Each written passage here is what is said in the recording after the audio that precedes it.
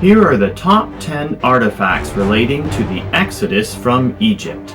I'm David Wright. And I'm James Wright. And this is Digging Up the Bible with the Wright Brothers. Stay tuned to the end for a bonus artifact. 10. The Rosetta Stone. Discovered in 1799 in Rosetta or El Rashid, Egypt, by Napoleon's soldiers, the Rosetta Stone dates to 196 BC and is currently housed at the British Museum. Like the Ten Commandments in Exodus, the Rosetta Stone is a famous example of a stele or stone tablet with writing inscribed on it. Egyptian hieroglyphics originated in 3100 BC and lasted until the 5th century AD. Acts 7:22. And Moses was learned in all the wisdom of the Egyptians, and was mighty in words and in deeds. 9. Kobic Jar. In use from 2500 BC to 305 BC, Kobic jars preserved organs for mummification and were often decorated with the 4 sons of Horus, represented by a man, a jackal, a baboon, and a falcon.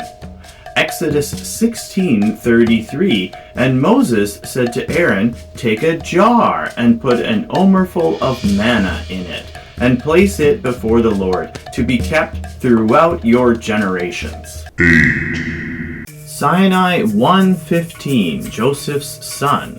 An Egyptian obelisk dating to 1842 BC was inscribed with the words 6 Levantines, Hebrews of Bethel, the beloved. This confirms that Jacob's descendants lived in Egypt. Exodus 1:1-5. Now these are the names of the children of Israel which came into Egypt. Every man and his household came with Jacob: Reuben, Simon, Levi, and Judah, Issachar, Zebulun, and Benjamin, Dan and Naphtali, Gad and Asher.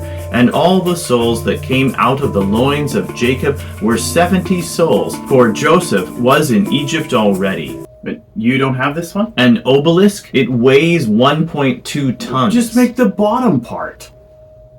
7. Egyptian Dream Book. Possibly dating to Ramses II, this papyrus and the massive dream stele, which was discovered between the legs of the Sphinx in 1818, tell the origin story of Thutmose IV, who came to power after the Sphinx told him in a dream that he would be Pharaoh if he unburied the Sphinx. Another Egyptian dream story is told to Joseph in Genesis 41, 1-4. When 2 full years had passed, Pharaoh had a dream. He was standing by the Nile, when out of the river there came up 7 cows, sleek and fat, and they grazed among the reeds. After them, the 7 other cows, ugly and gaunt, came up out of the Nile and stood beside those on the riverbank. And the cows that were ugly and gaunt ate up the 7 sleek fat cows. Then Pharaoh woke up. 6. A turquoise Egyptian scarab dating from 1500 BC to 1000 BC was found in Tel Aviv, Israel, indicating that Egyptian treasure made its way to Israel after the Exodus. Exodus 12:35 and 36. Furthermore, the Israelites acted on Moses' word and asked the Egyptians for articles of silver and gold and for clothing, and the Lord gave the people such favor in the sight of the Egyptians that they granted their request. In this way, they plundered the Egyptians. 5. The Solab Inscription. Dating to 1390 to 1352 BC, the Egyptian pharaoh Amenhotep III makes the earliest reference to YHWH outside of the Bible. Shasu, land of Yahweh. Shasu may refer to Edom, Midian, the people of Jethro, Moses' father-in-law, or Israel itself. Exodus 3:14. And God said unto Moses, I am that I am. And he said, Thus shalt thou say unto the children of Israel, I am hath sent you. In Proto-Hebrew, the words I am and YHWH or Yahweh are virtually the same. 4.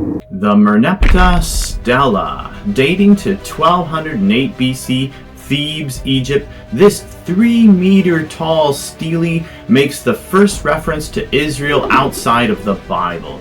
Israel is laid waste, and his seed is not. While not true that Israel was destroyed, it does indicate that Israel was a major nation in Canaan a mere 2 centuries after the Exodus. Exodus 1:7, and the children of Israel were fruitful and increased abundantly, and multiplied and waxed exceeding mighty, and the land was filled with them.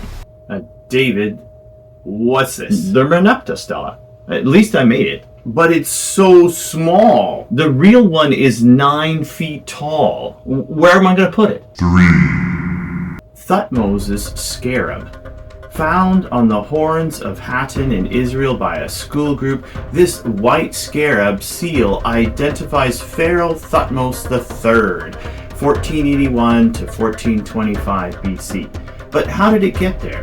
According to 1 Kings 6:1, the Exodus took place 480 years after the dedication of Solomon's temple in 966 BC, or around 1446 BC. That's smack dab in the middle of Thutmose's reign, making him the best candidate for the pharaoh of the Exodus. Even the name Thutmoses, which means born of Thoth, has the Egyptian word for Moses in it. Exodus 1:10, and the child grew, and she brought him unto Pharaoh's daughter, and he became her son. And she called his name Moses. And she said, because I drew him out of the water. 2, Brooklyn Papyrus. Dating to 450 BC or much earlier, Heliopolis, Egypt. This ancient papyrus, currently on display in the Brooklyn Museum, mentions the feminine form of many Hebrew names, including Asher, Jacob, Job, Issachar, as well as a variation of David and Eve, and the word Hebrew. Most striking in the list of Hebrew slave names is the name Shiphrah, who was one of the midwives of Moses. Exodus 1:15, and the king of Egypt spake to the Hebrew midwives, of which the name of the one was Shiphrah, and the name of the other Puah. 1, Sinai 361, the Moses Inscription. Dating to 1446 BC, this stone slab contains the name Moses. Our bound servitude had lingered. Moses then provoked astonishment. It is the year of astonishment because of the lady. The lady is the Egyptian goddess Hathor, depicted as a cow or horned lady, like in the magnificent Triad of Menkaure statue with the inscription Hathor, Lady of the Sycamore Tree, in all her places. Exodus 32, 3-4. All the people took off the golden rings which were in their ears, and brought them to Aaron. He received what they handed him, fashioned it with an engraving tool, and made it a molten calf. Then they said, These are your gods, Israel, which brought you up out of the land of Egypt. bonus, The Ipuwer Papyrus. Dating to 1250 BC and currently on display in the National Museum of Antiquities in the Netherlands, this ancient papyrus describes a series of catastrophic plagues that swept through Egypt. Ipuwer states, Plague is throughout the land. Blood is everywhere. Exodus 7:20-21. Moses and Aaron did just as the Lord had commanded. He raised his staff in the presence of Pharaoh and his officials and struck the water of the Nile, and all the water was changed into blood. The fish in the Nile died, and the river smelled so bad that the Egyptians could not drink its water. Blood was everywhere in Egypt. Wow, that's amazing. I had no idea there were so many artifacts related to the Exodus from Egypt. I know, right? And yet, to this day, many secular scholars claim that the Exodus did not happen and that there is no evidence of it, or that Israel was ever in Egypt. Clearly, this is not the case. Now, go make a bigger Manta Stella. Okay. Hi, I'm David. Hi, I'm James. And we really need your help to get the message out. Please subscribe to our channel and watch the next one.